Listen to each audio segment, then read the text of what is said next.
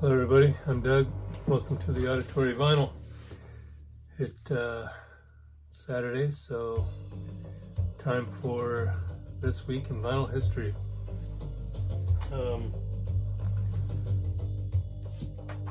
Get right after it. April 13th, 1968. Honey by Bobby Goldsboro. Number one on the US singles chart, and it was there for 5 weeks. This is on a United Artists, kind of a different looking label. The inner sleeve, bright colors, pink and orange, a little bit different. Also on here, he does a cover of By the Time I Get to Phoenix. Bobby Goldsboro, Honey. If you're my age or a little older, you remember he had a TV show, like a lot of people did back then, a little variety show. I don't seem to do that anymore, but so many people did. Susan Anton, Cher, Dean Martin, who else? A whole bunch of them seem to have TV shows there. But anyway, April 13th, 1974, Benny and the Jets was number one on the US singles chart. And this is one of Elton John's best albums, Goodbye Yellow Brick Road. Because also on here is Candle in the Wind, the title track, Sweet Painted Lady, Your Sister Can't Twist, but she can rock and roll, Saturday Night's Alright for Fighting. Just a bunch of great tunes off of this album from Elton. And so April 13th, 1974, Elton John had the number one song, but April 13th of the same year, 74, Paul McCartney had the number one album, The Band on the Run. Also on here was Jet, Bluebird, Let Me Roll With It. Great album.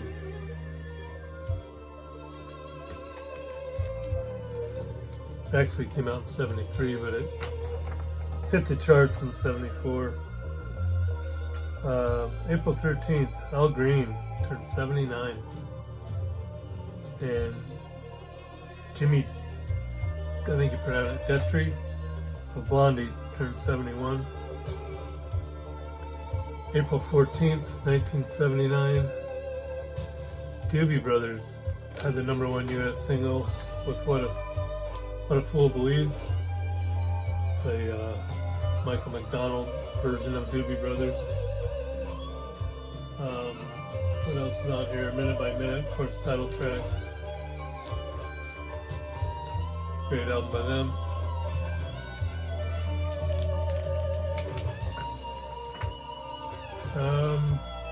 April 14th, 2016, Prince had his last concert at the Fox Theater in Atlanta. The last song he did was Purple Rain, and he died a week later. Pretty sad deal. April 14th, Ritchie Blackmore turned 80, and Britt Daniel of Spoon turned 54. April 15th, 1967, Something Stupid was 4 weeks on the number one US singles chart. I thought I had the Frank Sinatra, Nancy Sinatra version somewhere, but if I do, I can't find it.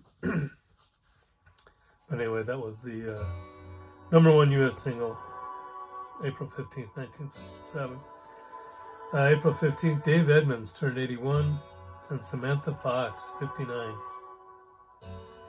April 16th, 1977, Stevie Wonder.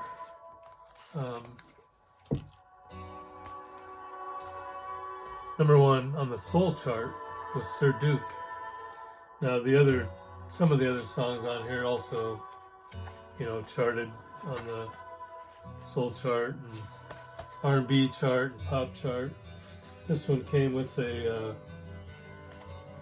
extra 7-inch, which I forgot all about when I did that 7-inch thread for Chris at Record Talk. Maybe I would have used that one for one of the questions. But anyway, yeah. Sir Duke, number 1 on the soul chart. This is one of my favorite all-time albums because you also have I Wish, Isn't She Lovely, If It's Magic. What else on here?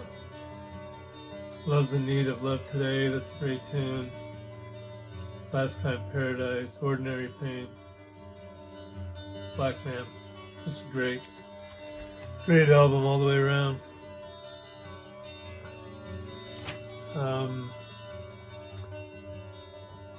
That same day, same year, April 16th, 1977, David Soul had the number 1 on the U.S. singles chart. Don't Give Up on Us, Baby. The dude from Starsky and Hutch. Kind of a one-hit wonder as far as music goes. He put out a couple other albums, but they didn't do anything as far as I can remember anyway. He also does on here Leonard Cohen's Bird on a Wire. David Soul. April 16th, Bobby Vinton, 90. And David Pirner of Soul Asylum is 61. April 17th, 1971. So I think last week I said that the Beatles had like 4 songs in the top 10. I forget what year it was, but 4 songs in the top 10, or maybe it was 5. And then they had like a bunch other and that charted. Well, this year, this day, April 17th, 1971, all 4 Beatles solo tunes were on the UK charts. Paul McCartney's Another Day, Ringo Starr's Don't Come Easy, John Lennon's Power to the People, and George Harrison's My Sweet Lord were all on the UK charts at the same time. April 17th, Jan Hammer, 77, and Liz Phair, 58. April 18th, 1980, The Cure released 17 Seconds. This is a reissue.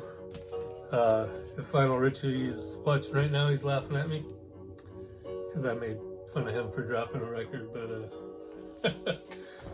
The Cure, 17 Seconds, released in 1980. This is a reissue from 2020.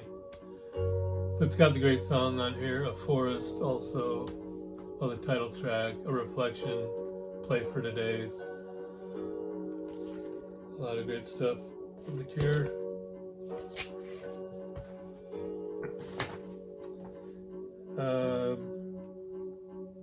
April 19th, Tony Martin of Black Sabbath turned 68. And then some stuff getting released this week. Neil Young's Coastal soundtrack. Got some live stuff on there being released or re-released.